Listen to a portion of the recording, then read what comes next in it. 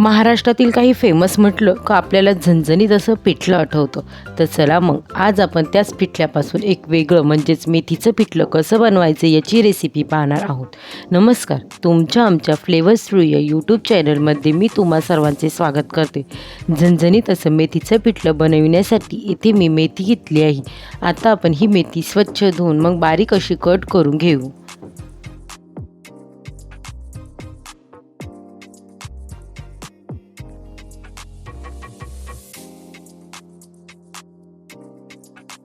आता आपली संपूर्ण मेथी एकदम बारीक अशी कट करून झाली आहे. आता आपण पिठल्यासाठी लागणारी बाकीची तयारी करून घेऊ. त्यासाठी इथे मी एका बाउलमध्ये पाव वाटी दही घेतली आहे.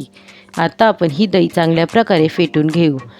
पिठल्यामध्ये दह्याचा वापर करताना दही अजिबात आंबट नको. दही खूप जास्त आंबट असल्यामुळे तुमचे पिठलं खाताना खूप जास्त आंबट असे लागते. त्यामुळे दही घेताना एकदम ताजी अशी दहीचा वापर करावा. दही चांगल्या प्रकारे फेटून झाल्यानंतर आता आपण यामध्ये 1 वाटी बेसनपीठ टाकून घेऊ. बेसनपीठ टाकून झाल्यानंतर आता आपण हे सर्व चांगल्या प्रकारे मिक्स करून घेऊ व आता आपण यामध्ये 1 ग्लास पाणी टाकून घेणार आहोत. पाणी टाकून झाल्यानंतर आता आपण हे विस्करच्या मदतीने सर्व चांगल्या प्रकारे मिक्स करून घेऊ.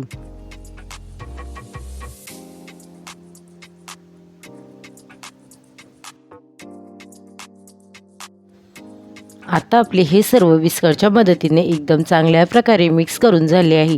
आता आपण लगेच पिठले बनविण्यास घेणार आहोत.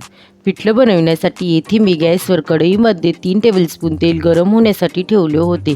आपले तेल एकदम कडकडीत असे गरम झाल्यानंतर आता आपण या तेलामध्ये 1 टीस्पून मोहरी टाकून घेऊ.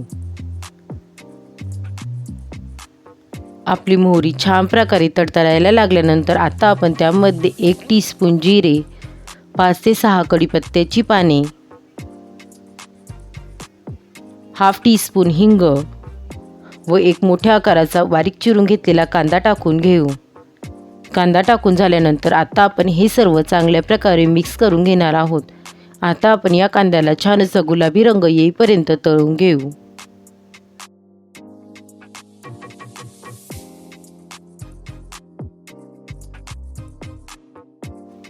आता आपल्या कांद्याला छान असा गुलाबी रंग येण्यास सुरुवात झाली आहे.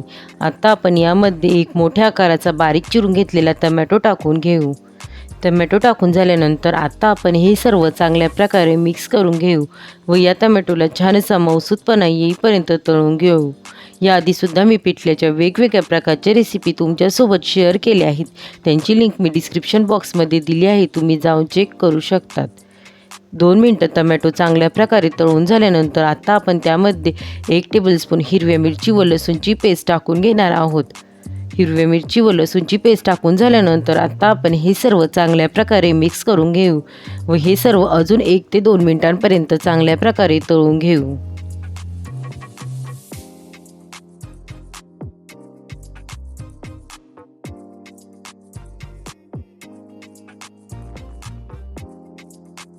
आता आपला टोमॅटोसुद्धा छान असा मऊसूत तळला गेला आहे. आता आपण यामध्ये स्वच्छ धुवून बारीक कट करून घेतलेली मेथी टाकून घेऊ. मेथी टाकून झाल्यानंतर आता आपण हे सर्व चांगल्या प्रकारे मिक्स करून घेऊ व ही मेथी या कांदा टोमॅटोसोबत 5 मिनटं चांगल्या प्रकारे तळून घेऊ. तुम्हा सर्वांना जर माझ्या रेसिपी आवडत असतील तर रेसिपींना लाईक करा आणि शेअर करा व अशाच नवनवीन रेसिपींसाठी आपल्या फ्लेवर स्टुडिओ या यूट्यूब चॅनलला सबस्क्राईब करा. त्यासोबत शेजारील बेल आयकॉनला प्रेस करा म्हणजे तुम्हाला येणाऱ्या सर्व नवीन रेसिपींचे नोटिफिकेशन सर्वात पहिले मिळेल.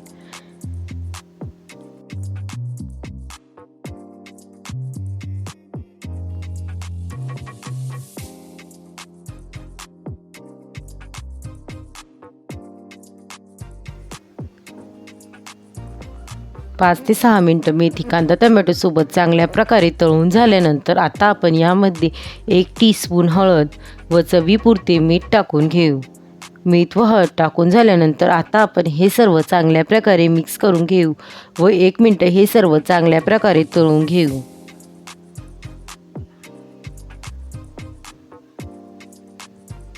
1 मिनिट हे सर्व चांगल्या प्रकारे तळून झाल्यानंतर आता आपण जे दही आणि बेसन पिठाचे पीठ बनवून घेतले होते ते सर्व यामध्ये टाकून घेणार आहोत व त्यासोबत आता आपण अजून 1 ग्लास पाणी यामध्ये टाकून घेणार आहोत. आता आपण हे सर्व चांगल्या प्रकारे मिक्स करून घेऊ.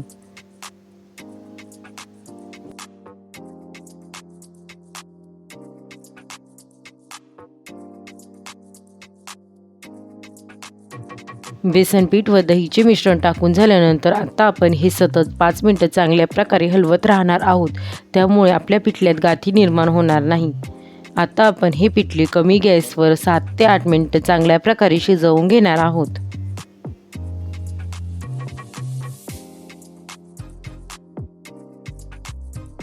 7 ते 8 मिनिटांनंतर तुम्ही पाहू शकता आता आपले मेथीचे पिठले चांगल्या प्रकारे शिजले गेले आहे. आता आपण गॅस बंद करून घेऊ. गरमागरम भाकरीसोबत हे मेथीचे पिठले एकदा नक्की ट्राय करून पहा. मेथीच्या पिठल्याची रेसिपी तुम्हाला कशी वाटली मला कमेंट करून नक्की सांगा. रेसिपी आवडली असेल तर रेसिपीला लाईक करा, शेअर करा व चॅनलला सबस्क्राईब करा. पुन्हा भेटूया आपण अशाच एका नवीन रेसिपीसोबत. तोपर्यंत सर्वांनी काळजी घ्या. बाय.